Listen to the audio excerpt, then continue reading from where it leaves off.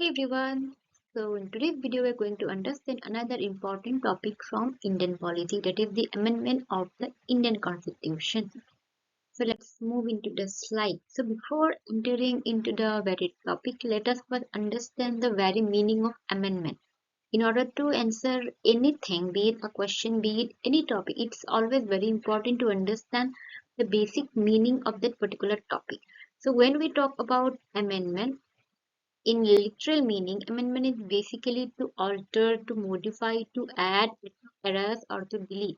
So these are the common meanings that we know when we say the amendment. So let us know how amendment is relatable and how amendment is used in our Indian Constitution. Like any other written constitution, the Constitution of India also provides for its amendment in order to adjust itself to the changing condition and need. So, the framers of the Indian Constitution, when while drafting the very Constitution of India, doesn't make it rigid. It makes the Constitution as a living document because the Constitution of India has the procedure to grow with time. It has the procedure to add new laws that is necessary in future, and also to delete certain laws which is no longer needed in today's world. That's how the Constitution of India is known also as the living document because it has the procedure to add, to modify, to delete. So these are the certain procedures that is available in our Indian Constitution, which does not make the Constitution rigid in any manner. However, the procedure laid down for this amendment is neither as easy as Britain nor as difficult as in USA.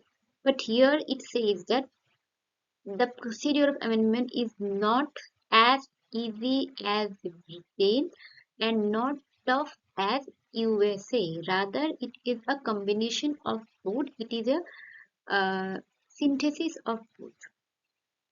Article 368 in part 20. So this is very important to remember in which part exactly amendment procedure is mentioned. It is part 20 of Indian Constitution. And it deals with the powers of the parliament to amend the constitution and its procedures. So who can amend the constitution? That is the parliament. And also Article 368 talks about the powers of the parliament relating to amendment. It states that the parliament may exercise a constituent power. So it's a constituent power of the parliament. Amend by way of addition, variation, or repeal any provision of the Constitution in accordance with the procedure laid down for the purpose. As I said, these are the mere meaning which is also used in our Indian Constitution also. However, the Parliament cannot amend those provisions which form the basic structure of the Constitution. So, on this basic structure doctrine, I have already made a video, I have made already shorts.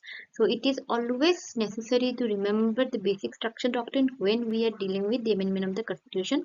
And also it is necessary to understand the Kesavananda Bharati case, which is also known the fundamental rights case, because they are both interlinked. So if we don't know this particular thing, this topic will not be as easy and smooth for us. So basic structure doctrine in Kesavananda and the Bharati case is must know if we need to understand amendment of the Constitution in the more smoother and easier way. So now let's move into procedure for amendment. The procedure of the amendment of the Constitution is laid down in Article 3 An amendment of the Constitution can be initiated only by the introduction of a bill for the purpose of either House of Parliament and or legislature. The first procedure is bill. A bill has to be introduced if the houses is intending to make an act. So this is first. Then we have the bill can be introduced either by a minister or by a private member and does not require prior permission of the president. So this answers two things: who can initiate the bill, and if the prior permission of president is needed or not. So these two questions has been answered in this point. The bill must be passed in each house by a special majority, that is, a majority of the total membership of the house and a majority of two-thirds of the members of the house present and voting. So this is the requirement. Each house must pass the bill separately. So each house that we have, Lok Sabha and Rajya Sabha, they have to pass the bill separately, not in collaboration to each other. So the collab that we do in Instagram, so that doesn't work. They have to present the bill in separate format. In case of a disagreement between the two houses, there is no provision for holding a joint sitting of the two houses of the purpose of deliberation and passage of the bill. So this is kind of a criticism which we will know later. In case they both are not agreeing to a particular thing, particular topic, in order to make them understand both of their viewpoint, there's no provision such as like joint seating. If they are disagreed with particular thing, there is no provision to make them sit together and to understand their points of view. And it says, if the bill seeks to amend the federal provision of the Constitution, it must also be ratified by the legislature of half of the states by a simple majority, and is a majority of the members of the House present and voting. So we will also understand the modes of the amendment. What are the types of amendment after duly passed by both of the House? So, for example, the bill is passed. What is the procedure now? And ratified by state legislature where necessary, the bill is presented to the president for assent. So after this is done, it will go to the president for his assent. The president must give his assent to the bill. So the president has no other option than to sign, because it says must give. So the president has no other choice rather than signing into it. Whatever the bill is, if the president is happy, unhappy, it doesn't matter. He has to sign it because both of the house has already agreed to the bill or already agreed with all the terms and conditions. Now he can neither withhold his assent or to the bill nor return the bill for reconsideration of the parliament. So these are some of the powers the president have. But if the both house has already agreed, the president cannot exercise this power. So the president's assent, the bill becomes an act. So now we will understand the difference between bill and act. The bill which is not signed by the president is stayed as bill, and after the president's assent, the bill becomes an act. Now, for example, a constitutional amendment act and a constitution stands amended according with the terms of the act. As we all know, 101 amendment, constitutional amendment act. So we use it act. If we are mentioning it as bill, that means the president hasn't approved it yet, but hasn't made it sign. It's a mere draft when it's not signed by the president. So now let's move into type of amendments, as I said. Article 368 provides for two types of amendments. So we have two types of amendment. It is by a special majority of parliament and also through the ratification of half of the states by a simple majority. So we get special majority and simple majority. But some other articles provide for the amendment of certain provisions of the Constitution by a simple majority of parliament. So some topics or some what do I say? Something can be amended by using simple majority, while some needed special majority as well. That is, a majority of members of each house present and voting. Similar to director or deliberative process, notably these amendments are not deemed to be amendment of Constitution to purpose of Article 360. Therefore, the Constitution can be amended in three ways. So these are the uh, ways that have been mentioned. It is three: amendment by special majority of the Parliament, simple majority of the Parliament, amendment by special majority of the Parliament, amendment by special majority of the Parliament, and the ratification of half of the state. So the third point has the plus. The both are single. It is simple and special. By simple majority. Now let us know what are the things that can be done by simple majority. It is admission or establishment of new state.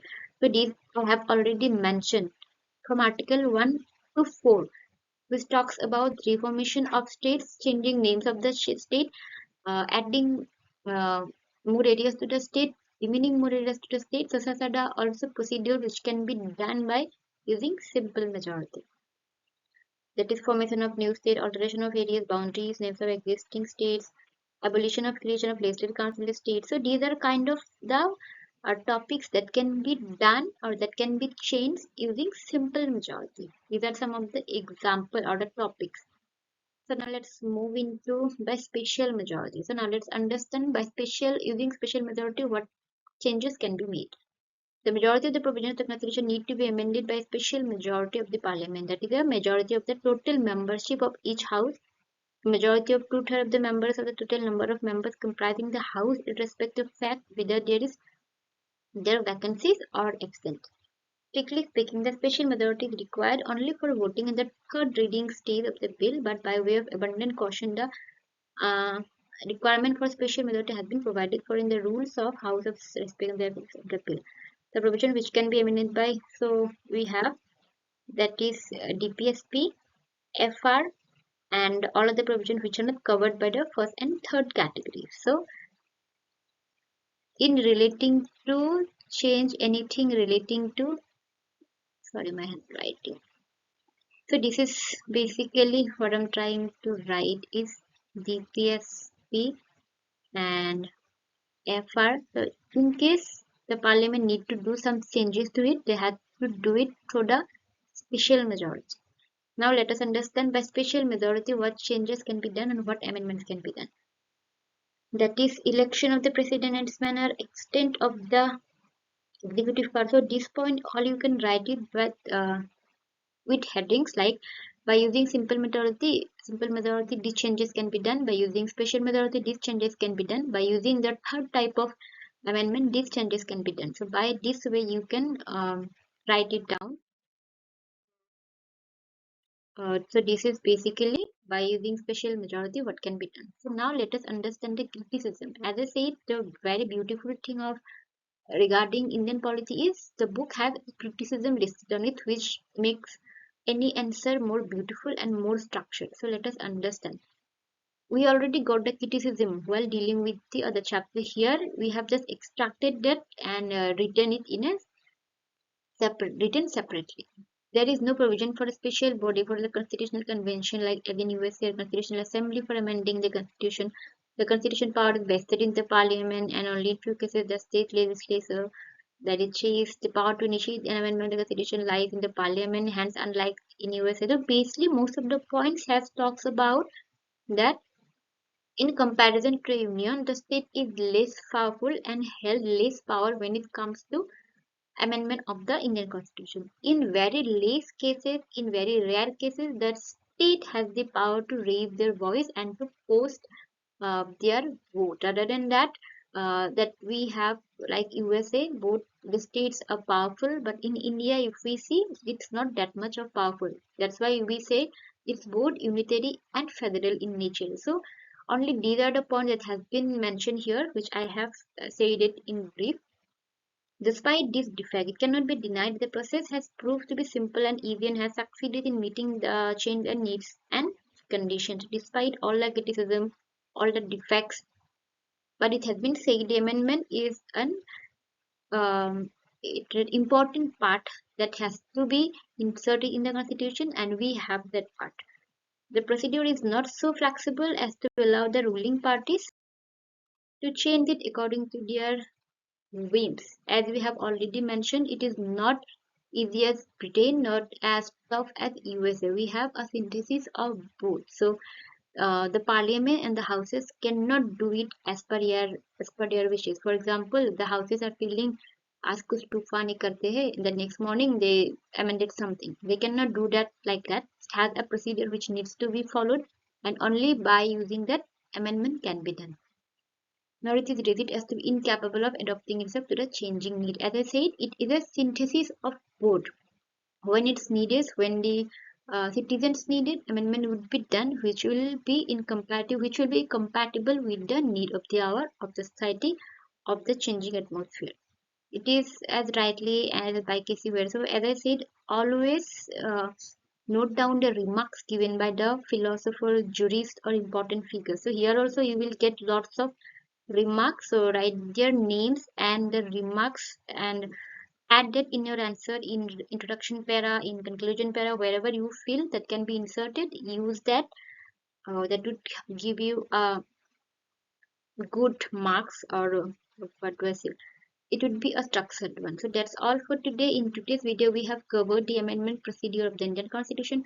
Soon we'll be meeting with another video. And one thing I need to mention here, I guess on this topic, I had some handwritten notes also. If you want, I can provide that and illustrate them further.